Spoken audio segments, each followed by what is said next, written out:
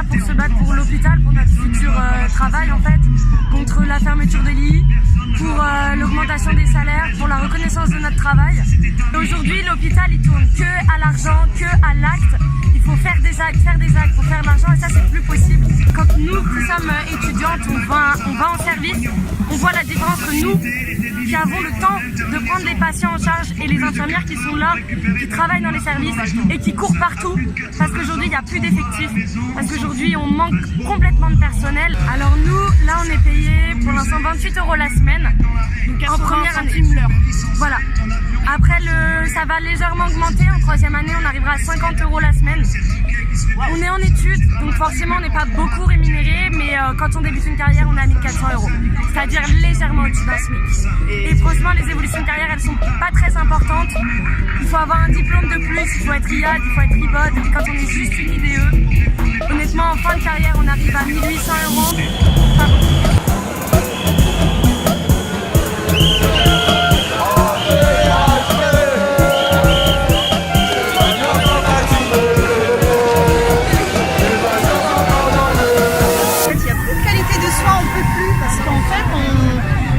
D'aller vite. Il y a eu un audit, on nous a chronométré pour savoir combien de temps on faisait pour faire une radio. Donc en fait c'est les chiffres qui veulent. En gros le patient est considéré comme un objet. Comme dans une usine, vous avez un objet, il faut aller de plus en plus vite pour le faire. Donc il n'y a plus du tout compte de l'humain. Voilà. Avec le manque de manif qu'on a, en fait, on préfère fermer les urgences, par exemple le poste de 7 h du matin, on le ferme pour pouvoir assurer le privé. Mais c'est sûr que les dirigeants seront bien soignés, hein. Ils iront dans des grands hôpitaux parisiens, ils paieront, voilà, ils ont les moyens de payer les professeurs et compagnie. Mais moi, pour mes parents, pour mes enfants, bah voilà. Le soin, sincèrement, je défends le service public à corps et à cri. Pour moi, il ne devrait pas y avoir de notion d'argent. Les soins doivent être accessibles à tous, quel que soit leur niveau social et salaire. Et voilà, moi je suis rentrée dans le public pour ça.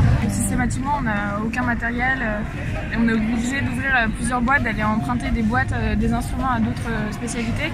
Pour la sécurité du patient, pour l'intervention, c'est vraiment pas top. Des conditions ne peuvent pas continuer avec tous les moyens modernes qu'on est censé avoir. Le temps légal normalement de travail c'est 48 heures, un truc comme ça. Nous, on bosse, enfin moi j'ai comptabilisé potentiellement 95 heures par semaine. Et sur ça on gagne, enfin le salaire de base c'est 1700 € si on fait le 1500 €. Si on fait le ratio ça fait du 3 € ou 4 € de l'heure après cette année d'études. Après quand on est à Paris c'est vrai que enfin, c'est pas possible si on gagne 1500 € qu'on bosse 100 heures par semaine et qu'on a un loyer qui coûte 1000 balles, ben en fait finalement on n'est rien, on a rien et c'est pour ça qu'il y a plein de suicides parmi les internes, parce que je pense qu'il y a des conditions qui sont extrêmement dures. Enfin, il y a des internes qui n'ont pas du tout de formation et en fait finalement on apprend sur le tas. On essaie de alors que légalement on est obligé d'en avoir, sauf que il y a un énorme gap entre la loi et les faits en fait. Donc on empathie, les patients empathissent, le service, l'hôpital empathie, enfin vraiment tout le monde est écrasé par ce truc. Et il y a un moment où on n'a pas le choix, il faut qu'on monte nos revendications. En fait, on est trop, je trouve qu'on est trop à trouver des excuses pour tout. Ouais, en fait. il y a un côté la médecine c'est un don de soi, c'est une vocation, etc. Donc finalement on n'a pas le droit d'avoir des vies voilà, à côté et on est doit censé tout supporter, tout accepter sans rien dire. Et finalement à force de tout accepter, les gens ils explosent. J'avais lu quelque part que le système français était finalement un système qui était très performant entre guillemets comparé à d'autres pays où finalement les dépenses de santé étaient plus importantes. Mais en fait cette performance elle se fait au détriment de beaucoup de choses. Quand on lit les lois d'Agnès Buzyn, c'est jamais vraiment très clair. En tout cas pour nous étudiants, c'est jamais vraiment très clair. On sait pas vraiment ce qui va se passer. C'est un peu le flou artistique et tant que c'est le flou artistique, on essaye de contenter les soignants en leur disant ouais vous aurez ça. Sauf qu'on voit jamais la réalité des faits en fait. Macron qui a tweeté par exemple à la réponse de notre manifestation en disant ouais on va donner de l'argent à court terme mais c'est pas ça qu'on veut, on veut de l'argent à long terme, on veut une réforme, on veut qu'on se rende compte que l'hôpital il est en train de mourir et de s'asphyxier et de dire oui on va vous donner un peu d'argent à court terme, on vous a entendu, c'est pas une solution, c'est pas une réponse, c'est pas ça qu'on veut. On a fait des stages, on a été à l'hôpital, on a vu la réalité de l'hôpital aussi.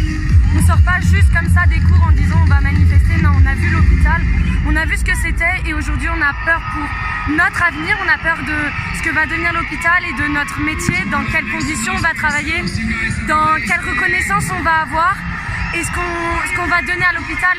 Aujourd'hui, si on est là, c'est parce qu'on a peur que l'hôpital public il meurt et qui devienne juste une entreprise.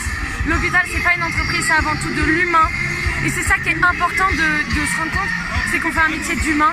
Un État, il est rien sans sa santé, il est rien sans ses hôpitaux, et aujourd'hui les hôpitaux, ils souffrent réellement, et on a besoin de vraiment toute l'opinion publique, on n'a pas besoin que des soignants, on a besoin des gens qui sont soignés, on a besoin des gens qui sont même, s'ils sont pas soignés, on a besoin de tout le monde pour aujourd'hui faire changer les choses. Alors aujourd'hui, on a tous les soignants qui sont dehors, mais juste les soignants, ça suffit pas. Il nous faut l'opinion publique, il nous faut le public, et il nous faut ceux qui sont les utilisateurs du système de santé, c'est-à-dire tout le monde, c'est-à-dire vous.